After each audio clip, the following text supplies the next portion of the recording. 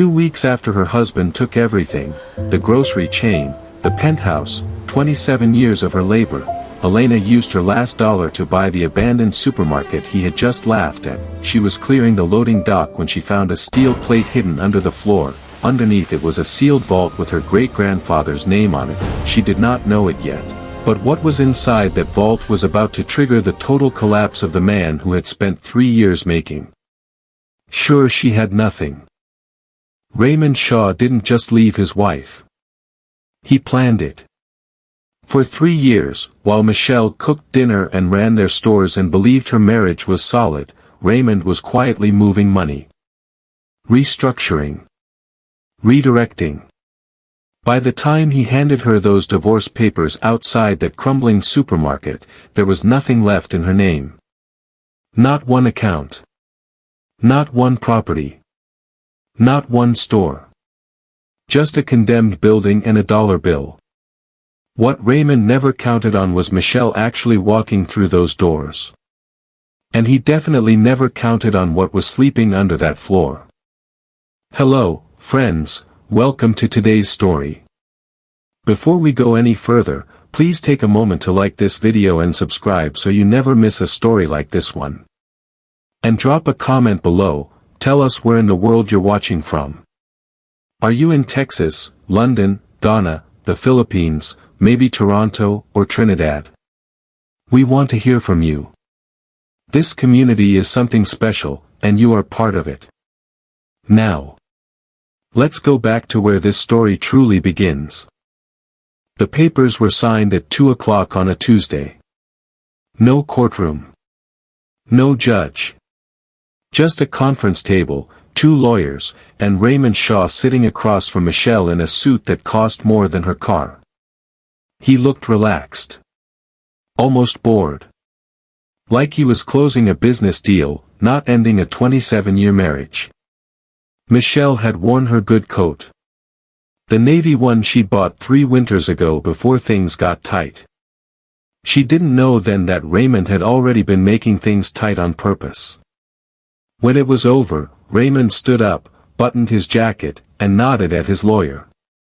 Then he slid a single dollar bill across the table toward Michelle. For your next venture, he said. And smiled. Outside, he walked her to the parking lot of the old SuperValue Foods on Meridian Street. The building was a shell. Beige brick gone gray. Windows boarded. The sign above the entrance was hanging sideways, letters fading, one bolt away from falling. Weeds were pushing through the asphalt like the ground itself had given up. Raymond gestured at it like he was presenting her with something. It's yours, he said. Deed and all. I figured you'd want something to show for yourself. Then he laughed. That deep, easy laugh she used to love. The building had been off the books for years. Environmental liens. Back taxes. Asbestos reports that scared off every developer who ever looked twice at it. Raymond's own team had flagged it as a total loss. Giving it to Michelle wasn't generosity. It was housekeeping. He was clearing a liability and mocking her at the same time. What he didn't tell her, what he didn't know himself, was what the city had quietly discovered beneath that block 2 years earlier during an infrastructure survey. A report that never made it into the property file Raymond's lawyers pulled. Michelle didn't say a word. She looked at the dollar. She looked at the building. Then she tucked the bill into her coat pocket, picked up her bag, and walked toward the broken front doors of SuperValue Foods as the sun dropped behind the roofline. Raymond watched her go.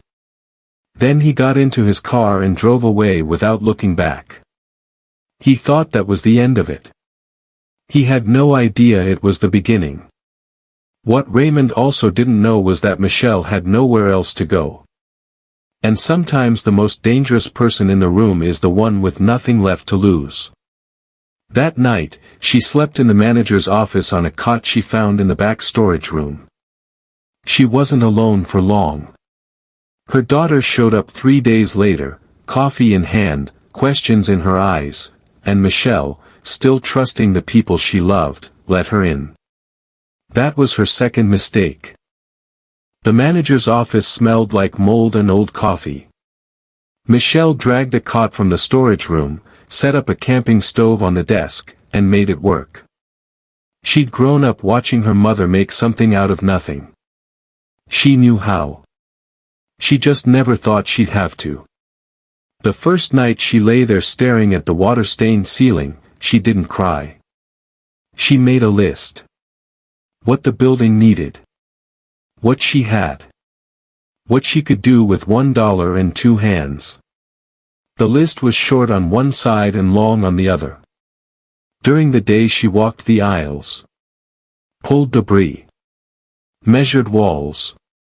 The store was gutted, empty shelving units rusted to the floor, fluorescent lights hanging by their wires, floor tiles buckling in the back where water had been sitting for years.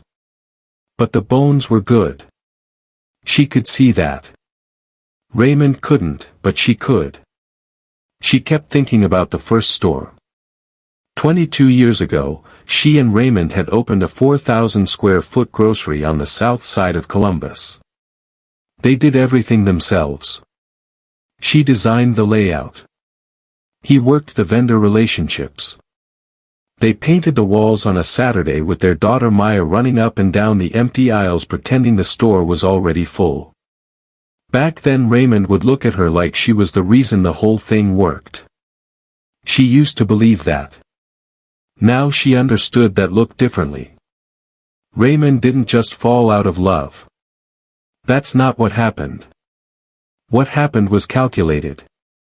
Somewhere around 3 years ago, right around the time their chain hit 40 locations and outside investors started circling, Raymond made a decision. He began quietly restructuring. Moving profitable locations into a holding company with his name only. Refinancing properties in ways that required her signature but not her ownership. He did it slowly. One document at a time. Smiling across the dinner table the whole while. She had signed things without reading them. She trusted him. 27 years of trusting him. That realization didn't come with tears. It came with a cold, settling stillness. The kind that sits in your chest and doesn't move. Maya showed up on day 3. She came through the front entrance with 2 coffees and a paper bag from the bakery Michelle liked.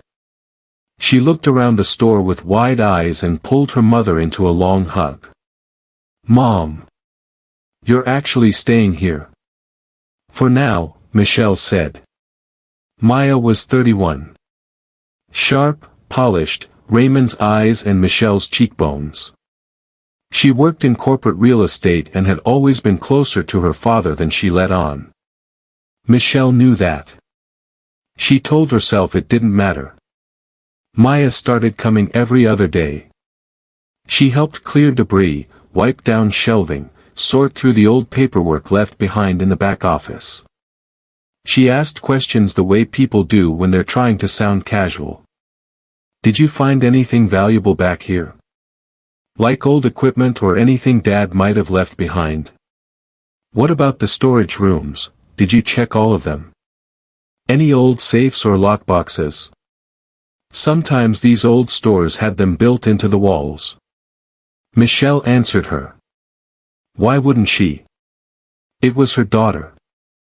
What Michelle didn't see was the phone. Maya kept it face down on the desk while they talked. But it was never face down for long. Every document Michelle pulled out of those filing cabinets. Every blueprint she unrolled across the floor. Every offhand comment about what she'd found and where, Maya was sending it. All of it. Straight to Raymond. Raymond was scared. Not of Michelle. He didn't think Michelle was capable of threatening him. He was scared he'd accidentally left something of value in the wreck he'd handed her. Something his lawyers had missed. He was right to be scared. He just didn't know yet how right. The answer came on a Tuesday night 2 weeks in, during a rainstorm that hit so hard the loading dock flooded in under an hour. Michelle grabbed a flashlight and went in alone. What she found under that floor changed everything. The storm came in fast. By 9 o'clock the rain was coming down so hard Michelle could hear it pounding the roof from the manager's office. By 9:30, water was creeping under the loading dock door and spreading across the back of the store in a slow, dark sheet. She put on her boots and went to handle it. A plumber was $200 minimum. She didn't have $200. She had a flashlight, a mop, and enough stubbornness to fill the building twice over. She'd figure it out herself. The drain was in the far corner of the loading dock, buried under years of grime and debris. She cleared the surface blockage first. Pulled out a fistful of rotted cardboard and black sludge. The water slowed but didn't stop. Something deeper was blocking it. She got on her knees. The floor back here was old. Older than the rest of the store. The tiles had been replaced in the main aisles at some point, but back here the floor was original, white plank wood, waterlogged and soft at the edges, laid over concrete. She started pulling up the boards nearest the drain to get better access. The third board came up wrong. It was heavier than it should have been. And when she pulled it back, it didn't reveal concrete underneath. It revealed the edge of something metal. Michelle stopped. She cleared the surrounding boards with her hands, working faster now, the rain still hammering the roof above her. What she uncovered was a steel plate, roughly 4 feet square, set flush into the concrete. Old but solid. A heavy iron handle was bolted to the center, the kind you'd find on a storm cellar door. She sat back on her heels for a moment and just looked at it. Then she grabbed the handle and pulled. The seal broke with a sound like a breath being released, a long, slow exhale, like the thing had been holding it in for decades. Cool air rose up from the darkness below. And with it, a smell that stopped her completely. Not mold. Not rot. Not the damp, sour smell that had followed her through every corner of this building for 2 weeks. This was different. Dry earth. Warm spice. Something ancient and clean underneath it all, like the inside of an old wooden chest that had been sealed against time itself. Michelle shined her flashlight down. Stone steps. A small chamber below, maybe 10 feet deep. And lining every wall from floor to ceiling, shelves. Rough wooden shelves packed tight with glass jars. Hundreds of them. Maybe thousands. Each one sealed, labeled in handwriting so careful it looked like it had been done with a ruler. She climbed down. She picked up the nearest jar and held her flashlight to it. Seeds. Dark, small, perfectly preserved. The label read a variety name she didn't recognize, and beneath it, a family name. Her family name. Her great-grandfather's name. Written in ink that had sat untouched since before her mother was born. In the corner of the bottom shelf sat a leather-bound folder, dry as the day it was placed there, wrapped in oilcloth and tied with a cord that crumbled the moment she touched it. She didn't open it. Not yet. She just stood there in that underground chamber while the storm raged above her, holding a jar of seeds that carried her bloodline on the label, trying to understand what she was looking at. She didn't understand. Not fully. Not until she sat down with that leather folder under the light of her camping stove and read every word inside it. What those pages said made her put the folder down, stand up, and walk to the window. She stood there for a long time.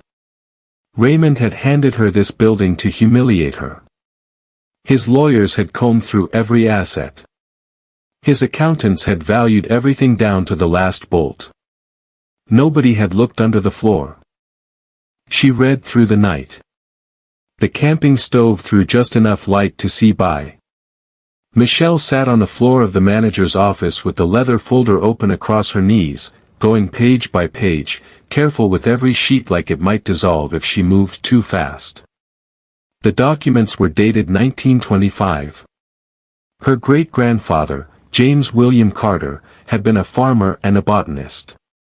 He'd owned 500 acres on the edge of what was now the city. As the urban sprawl crept outward in the early 1900s, developers pressured him to sell. He refused for years. When he finally had no choice, he didn't just walk away. He buried something first. The seed vault was intentional. He'd seen industrial farming coming from a mile away and he didn't trust it. So he preserved everything, every heirloom variety he'd grown across 40 years of farming, sealed it underground, and wrote it into his estate documents. But the seeds weren't the important part. The important part was the land grant. In 1925, the county had issued James Carter a formal mineral rights deed covering the original 500 acres. The deed had a clause buried in the legal language on page 4. Michelle read it 3 times to make sure she understood it.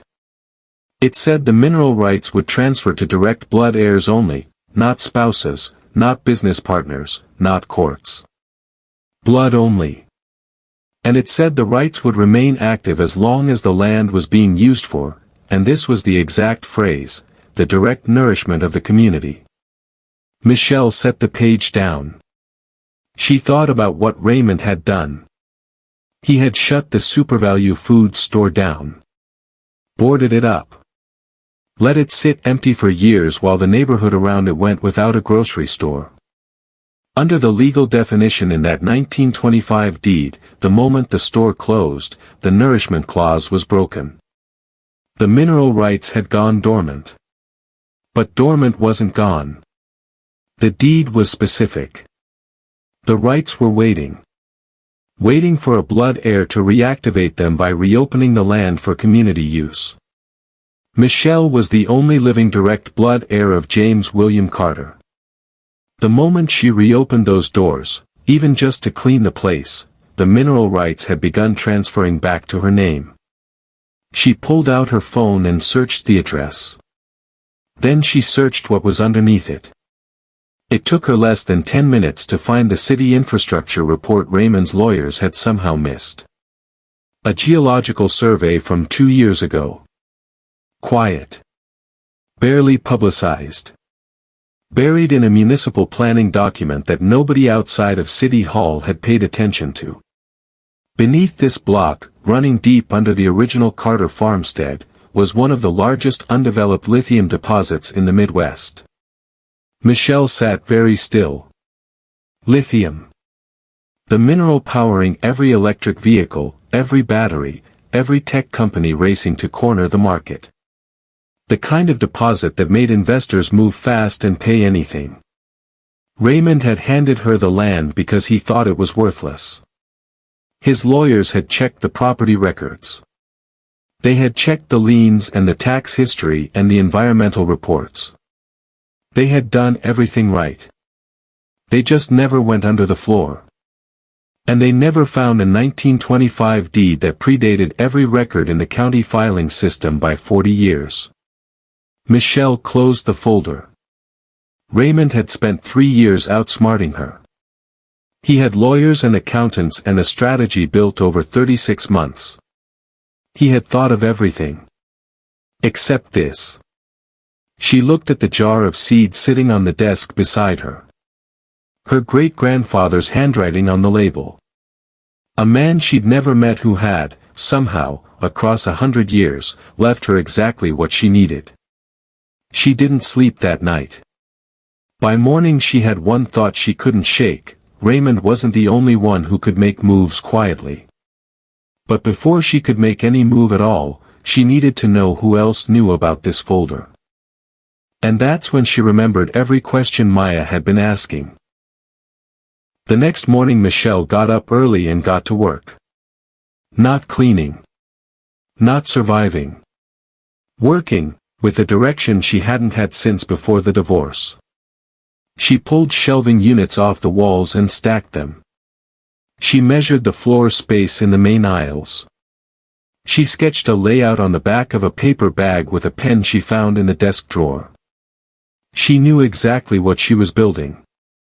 The Heritage Market. A high-end organic grocery anchored around her great-grandfather's heirloom seeds. Local farmers. Real food. The kind of store this neighborhood hadn't seen in years, the kind Raymond's chain had never bothered to build because the margins weren't fat enough. She worked with the energy of someone who had just been handed a second life and knew it. Maya showed up that afternoon and stopped in the doorway. She looked at her mother, hair wrapped, sleeves rolled up, moving shelving units that weighed twice what she should have been lifting alone, and something shifted in her face. Confusion first. Then something closer to guilt. "Mom. What are you doing?" "Building something," Michelle said without stopping. Maya walked the aisles slowly, watching. She asked her usual questions.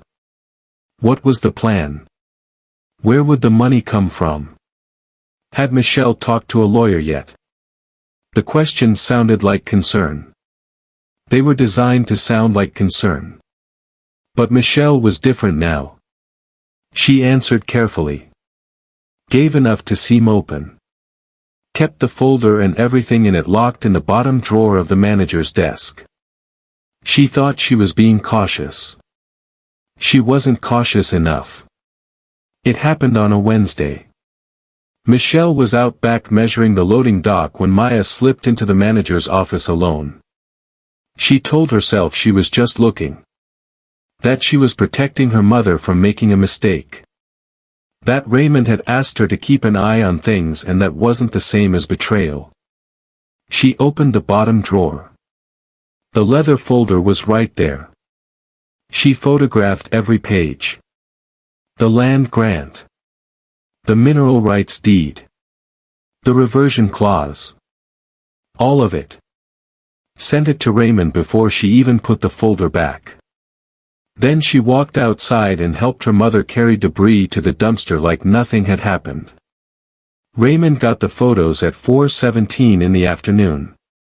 He read them once. Then he called his lawyer. By evening his legal team had pulled every record on the lithium survey. By midnight they understood exactly what they were looking at. By the next morning Raymond Shaw, the man who had handed Michelle this building as a joke, who had laughed in a parking lot while she held a dollar bill, was filing an emergency injunction to seize the property back. His argument was simple. His lawyers would claim the SuperValue Foods property had been included in the divorce settlement in error. That new information had come to light regarding its value.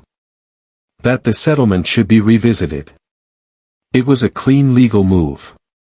The kind of move that buries people who can't afford to fight back. Raymond knew Michelle had no money. No lawyer on retainer. No resources. What he didn't know was that Michelle had spent that same morning making phone calls of her own. She'd driven out to see the farmers. Michelle drove out on a Thursday morning with 3 seed jars on the passenger seat and a handwritten list of names. She'd found the list in the back of the leather folder. Her great-grandfather's farming contacts, families who had worked the land around his original farmstead. She didn't expect any of them to still be operating. That was 100 years ago. But names pass down in farming families the same way land does. She found the first farm 20 minutes outside the city. A third-generation operation run by a man named Dennis Briggs, 64 years old, weathered hands, the kind of farmer who still kept paper records because he didn't fully trust computers. He met her at the gate with his arms crossed. Raymond's company had contracted with Briggs Farms for 11 years. Then 2 years ago Raymond's procurement team had come in with a new pricing structure, take it or leave it. Briggs took it because he had no choice. It barely covered his operating costs. Michelle introduced herself. Told him what she was building. Told him she needed local heirloom produce and she wanted to pay fair market rate, not Raymond Shaw's rate. Briggs looked at her politely but kept his arms crossed. Then she set one of the seed jars on the hood of her car. Briggs unfolded his arms. He walked over slowly and picked up the jar. Read the label. Looked at Michelle. Read the label again. James Carter, he said quietly. My great-grandfather, Michelle said. Briggs was quiet for a long moment. Then he said, my grandfather used to talk about James Carter. Said he was the most important farmer this region ever had. Said when his land got swallowed up, something went with it that never came back. He looked at the jar like it was something sacred. Where did you find this? Michelle told him everything. Word travels fast in farming communities. Faster than the internet, faster than lawyers, faster than anything Raymond Shaw was used to dealing with. By Friday she had visited 4 farms. By the following Tuesday she had 11 farmers sitting in the gutted main aisle of the SuperValue Foods building on folding chairs Michelle had borrowed from a church 2 blocks over. She set the seed jars on a folding table at the front of the room. Nobody needed a long presentation. These were people Raymond had squeezed for years. Lowball contracts. Late payments. Threatened with being dropped if they sold to anyone else. He had treated them like a utility, something to extract from, not partner with. Michelle offered something different. Fair pricing. Revenue sharing once the store turned profitable. And something none of them could put a dollar amount on, the return of seeds their grandparents had grown before industrial farming had replaced everything with synthetic varieties. One by one they signed the exclusivity agreement she'd had drafted at a legal aid clinic for $40. 11 farms. All of them pulling out of their contracts with Raymond's supply chain simultaneously. Raymond found out on a Wednesday morning when his procurement director called to tell him 3 of his regional stores were facing produce shortages. By Thursday it was 7 stores. By the end of the week his operations team was scrambling to find replacement suppliers at prices that were tearing holes in his quarterly projections. He made calls. He threatened. He did what Raymond Shaw always did when people didn't cooperate. But these farmers had already chosen a side. And they weren't moving. Raymond had 2 problems now. His supply chain was fracturing and his legal injunction to seize the supermarket was still pending. He needed that property back before Michelle could open those doors. What he didn't know was that his problems were about to get significantly worse. Because while he was focused on Michelle and the farmers, nobody on his team was paying attention to what was happening with the land he'd kept for himself. While Raymond was fighting farmers and filing injunctions, something quiet was happening on the other side of the city. People were talking about Michelle. Not because of any advertisement. She couldn't afford one. It started the way real things always start in tight communities, one person telling another. A farmer's wife who had visited the store while Michelle was still setting up shelves. A pastor from the church that lent her the folding chairs. A woman who recognized her great-grandfather's family name from a community history project at the local library. By the time Michelle had the first aisle fully stocked with produce from Briggs Farms, people were stopping by just to see what was happening inside that old building. Some of them remembered when SuperValue Foods was open. Some of them had grown up shopping there with their mothers. They came in curious. They left telling somebody else. Raymond's legal team was still preparing the injunction. Michelle was already building something he couldn't touch with paperwork. But Raymond had a bigger problem. He just didn't know it yet. 18 months earlier, Raymond had launched Future Foods, his next empire. Synthetic nutrition. Lab-processed food products marketed as the future of eating. He had poured everything into it. The investors loved the concept. The margins were extraordinary. The land he used for the future foods processing facilities was land he had kept specifically in the divorce settlement. Prime real estate on the eastern edge of the county. He had structured the paperwork to make sure Michelle's name was nowhere near it. At the time he told himself it was smart business. It was actually the worst decision he ever made. Because the processing facilities had a problem. A problem his contractors had flagged internally 8 months ago in a report that got buried 3 levels deep in his operations department. The chemical runoff from the synthetic food processing was leaking. Slowly, consistently, seeping down through the soil and into the water table beneath 3 surrounding neighborhoods. The EPA got the tip from a retired engineer who used to work the site. They didn't call Raymond first. They showed up. The investigation went public on a Tuesday morning. Michelle heard about it on the radio while she was arranging seed displays near the front window. She turned up the volume. The reporter said federal investigators had opened a formal environmental probe into future foods processing facilities. Early tests showed chemical contamination in the groundwater affecting an estimated 12,000 residents. The land in question was solely owned by Raymond Shaw. No other parties were named. Michelle stood there for a moment. She thought about the divorce paperwork. How carefully Raymond had structured everything. How his lawyers had made sure her name was removed from every valuable asset, including that land. At the time it had felt like one more way he was cutting her out. Now she understood it differently. He had handed her the liability he thought would sink her. And kept the liability that was going to sink him. Every asset Raymond had protected for himself was now evidence in a federal investigation.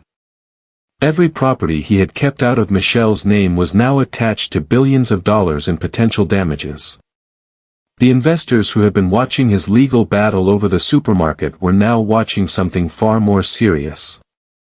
His phone started ringing and didn't stop. Raymond Shaw had spent 3 years building a wall between himself and Michelle. He had been meticulous. Careful. He had thought about every angle. He just never thought about what was in the ground. Now he had the EPA on one side, 11 farmers pulling out of his supply chain on the other, and a woman he had laughed at in a parking lot who was somehow still standing. And the courtroom was coming. The courtroom was standing room only. Word had gotten out. The farmers were there. People from the neighborhood were there. A row of financial journalists sat in the back with notebooks open. Raymond's investors had sent representatives to watch. Everyone wanted to see how this ended. Raymond sat at the plaintiff's table in a charcoal suit, flanked by 3 lawyers from one of the most expensive firms in the state. He looked composed. Confident. He had spent $200,000 preparing for this hearing and it showed. Michelle sat across from him with a single attorney, a woman named Patricia Okafor who ran a small practice out of a 2-room office and had taken the case for a flat fee Michelle was still paying off in installments. Raymond's lead attorney went first. The argument was polished. The SuperValue Foods property, he said, had been included in the divorce settlement without full disclosure of its underlying value. New material information had come to light. The settlement had been made in error. His client was simply asking the court to correct that error and return the property to its rightful owner. He spoke for 40 minutes. Charts. Property records. Valuation documents. He was thorough and he was good. When he sat down, Raymond leaned back in his chair like a man who had already won. Patricia Okafor stood up with a legal pad and 2 evidence folders. She didn't use charts. She started with the 1925 deed. She walked the judge through every relevant line. The land grant to James William Carter. The blood heir clause. The community nourishment provision. The mineral rights reversion language. She explained that the property had never legally entered the marital estate because it was a specific ancestral bequest to Michelle's bloodline predating the marriage by decades. Raymond's attorney objected twice. The judge overruled both times and kept reading the document herself. Then Patricia reached into the second folder.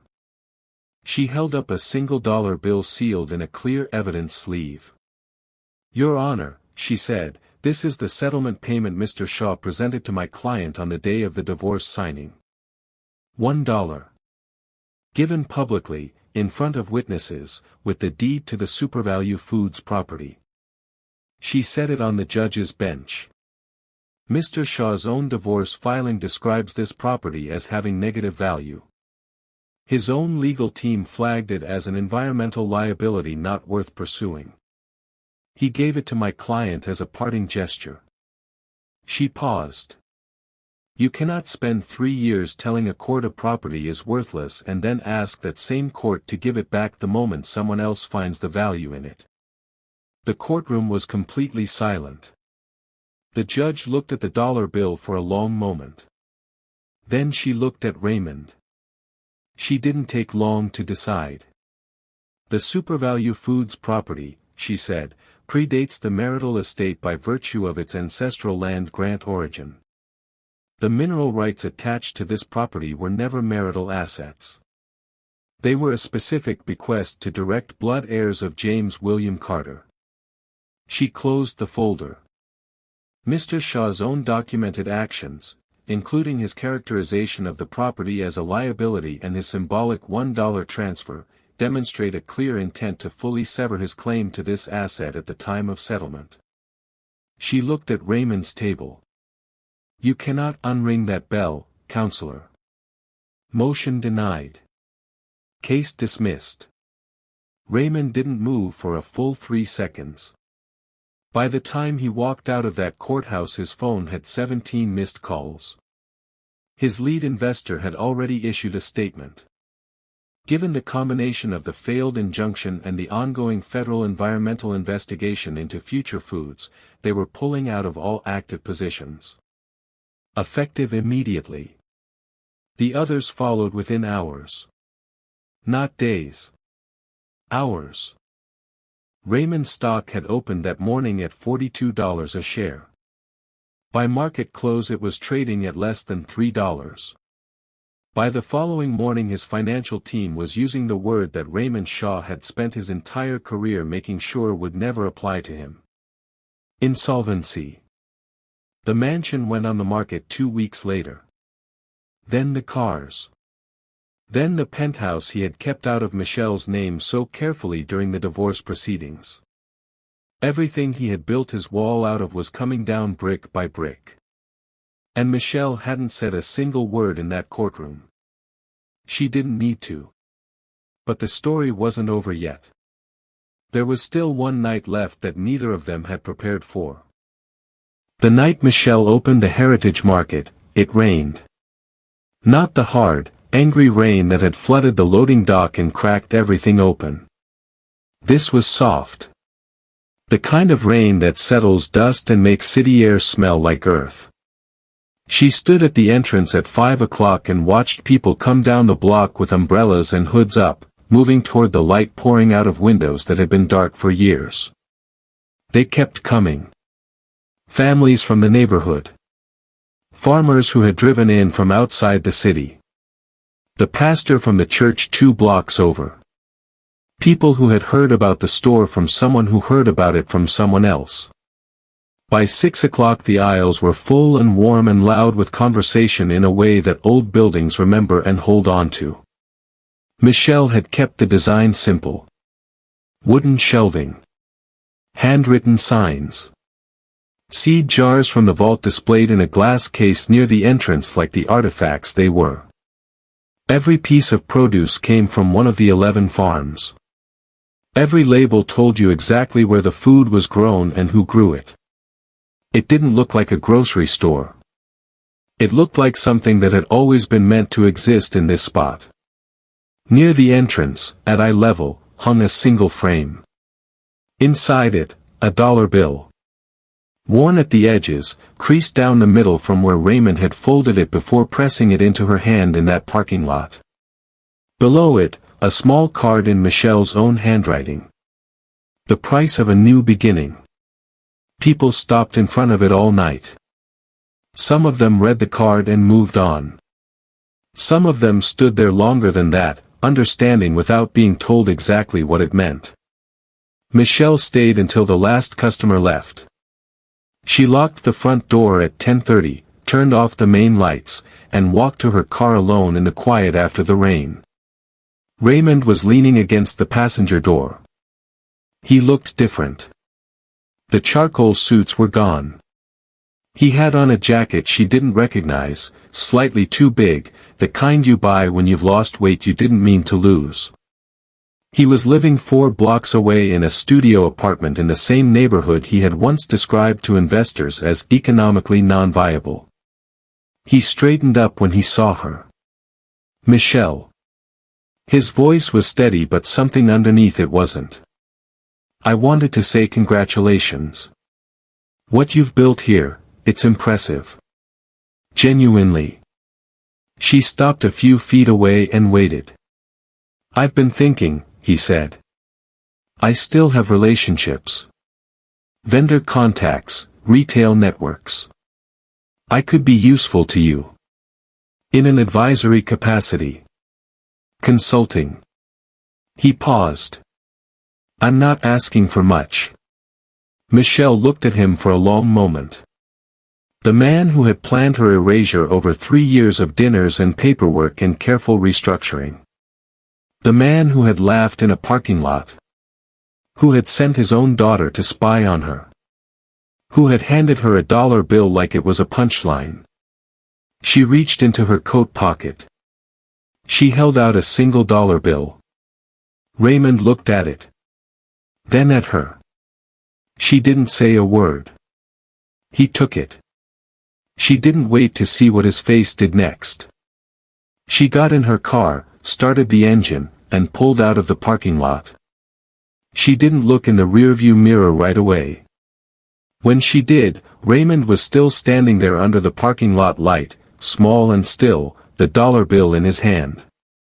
Behind him, above the entrance of the building he had handed her as a joke, the gold logo of the Heritage Market glowed against the wet night sky. Michelle faced forward. And drove. Raymond Shaw had spent 3 years making sure she had nothing. He missed one thing. And that one thing cost him everything. The end.